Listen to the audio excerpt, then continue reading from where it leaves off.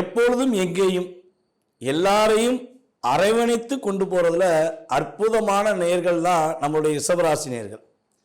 ரிஷபராசி நேர்களுக்கு மிகப்பெரிய ஒரு பண்பு இருக்கும்.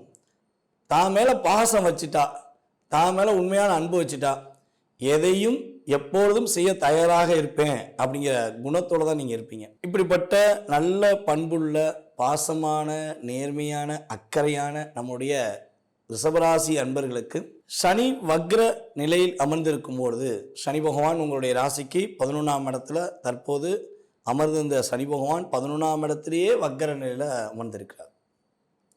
அப்போ இந்த 11ஆம் இடத்துல சனி பகவான் வக்ரத்தில் அமர்ந்திருக்கிறாரே, என்னென்ன மாற்றங்கள் வரும்? கிட்டத்தட்ட சனி பகவானுடைய வக்ர காலங்கள் 138. இன்னும் 100 நாட்கள், இப்போ இந்த நாளை சேர்த்து இன்னும் 100 நாட்கள் என்ன மாற்றம் ஏற்பட போகுது, என்னென்ன விஷயம்லாம் தடுமாற்றம் இல்லாமல் நீங்கள் பண்ண போகிறீங்க அப்படிங்கிற பற்றி தான் நம்ம இந்த வீடியோவில் பார்க்க போகிறோம். ஒரே ஒரு விஷயம் நான் ஃபஸ்ட் சொல்லிக்கிறேன். சனி பகவானுடைய பார்வை உங்களுடைய ராசியில் கிட்டத்தட்ட ஒரு மார்ச் எண்டுலேருந்தே விழுந்துக்கிறது. ஏற்கனவே கேது பகவான் உங்களை ஒரு லாக் பண்ணி ரிலீஸ் பண்ணி இப்போ தான் மே எண்டுக்கு அப்புறம் ரிலீஸ் பண்ணி போனார்.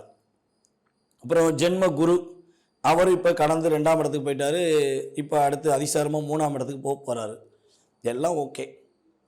அப்போ சனி பகவானுடைய பார்வை மூலமாக நீங்கள் என்னெல்லாம் கண்டுபிடிச்சிருப்பீங்க அப்படிங்கிறது உங்களுக்கே தெரியும். ஏன்னா சனி பயிற்சி வீடியோவில் நான் போட்டிருக்கேன்.